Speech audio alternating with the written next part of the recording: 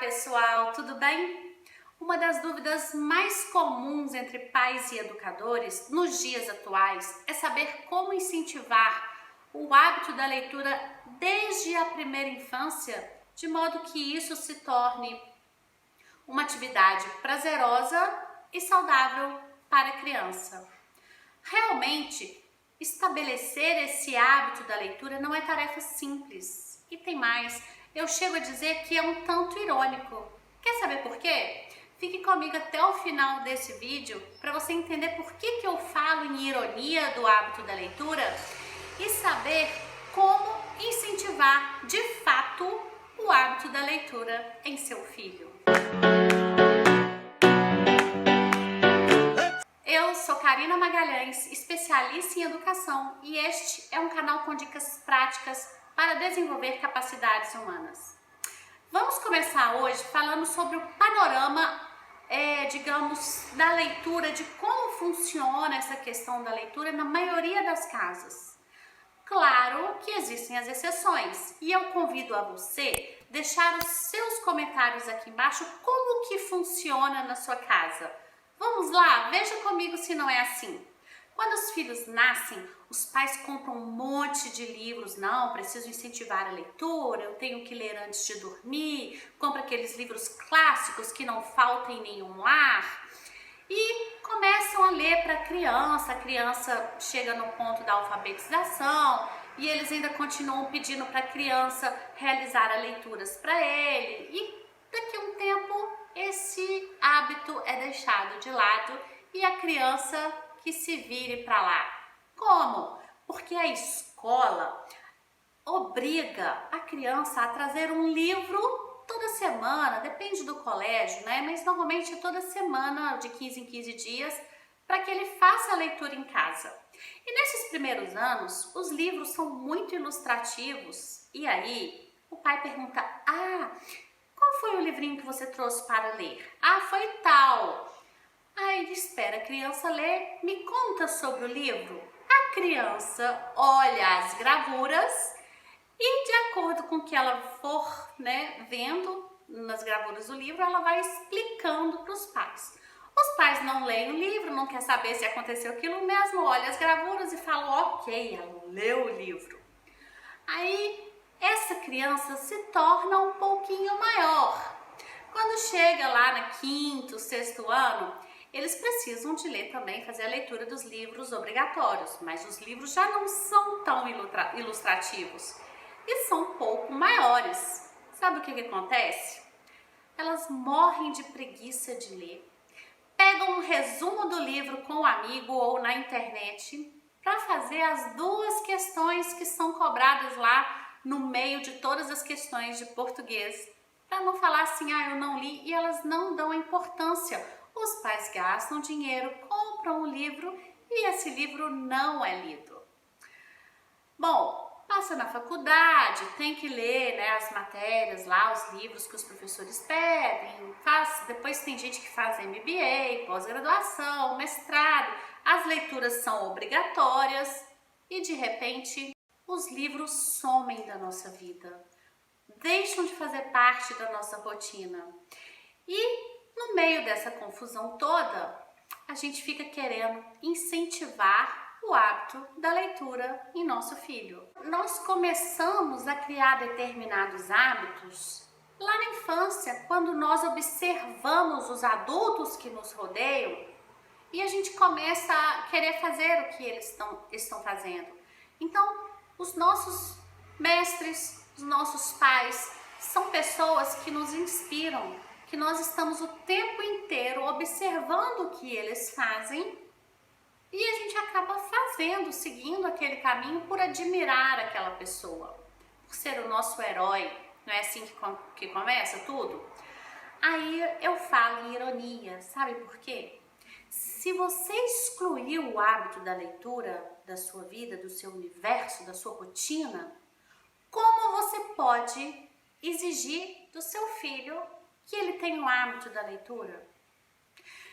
Digo mais, se você impõe a leitura ao seu filho, se você faz com que aquilo seja uma obrigação dele, como você quer que essa leitura seja prazerosa para ele? E a dica máxima é: deem exemplos. E para você ter exemplo, você precisa de ter o hábito de ler. Ah, mas eu não tenho tempo. Eu estava até outro dia vendo uma pesquisa dizendo que o brasileiro lê em média um livro por ano. E isso é um absurdo se a gente for comparar assim com os europeus. Mas quando a gente compara aqui com a Argentina, os argentinos leem 6 livros por ano. E se você lê 10 minutos por dia, você consegue ler em média 20 páginas. Você vai conseguir ler 8 livros durante o ano. Não é muito. Ah, mas eu sei de muitas pessoas que começam a ler livros e não terminam o livro. Alegam que o livro é desinteressante, alegam que não tem tempo.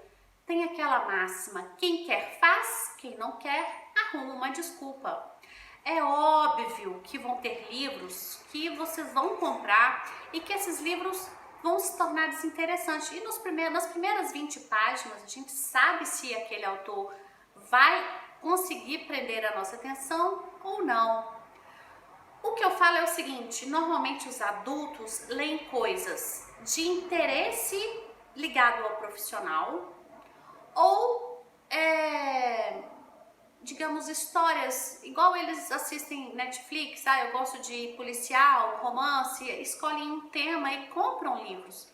Mas você poderia ter a persistência de concluir o livro, até mesmo para você dar a sua opinião. Quando alguém falar sobre esse livro, você vai poder falar: olha, não gostei por causa disso, porque aí você concluiu a sua leitura. E por mais chato, gente, que seja um livro, o livro sempre transmite alguma mensagem. Alguma mensagem. Eu me lembro de uma vez que eu atendi uma criança, não vou falar criança, né? Uma menina de 12 anos. E ela estava empolgadíssima com a trilogia desse Insurgente. E eu perguntei para ela o que ela estava gostando e ela começou a me contar algumas histórias e ela pediu para que eu lesse.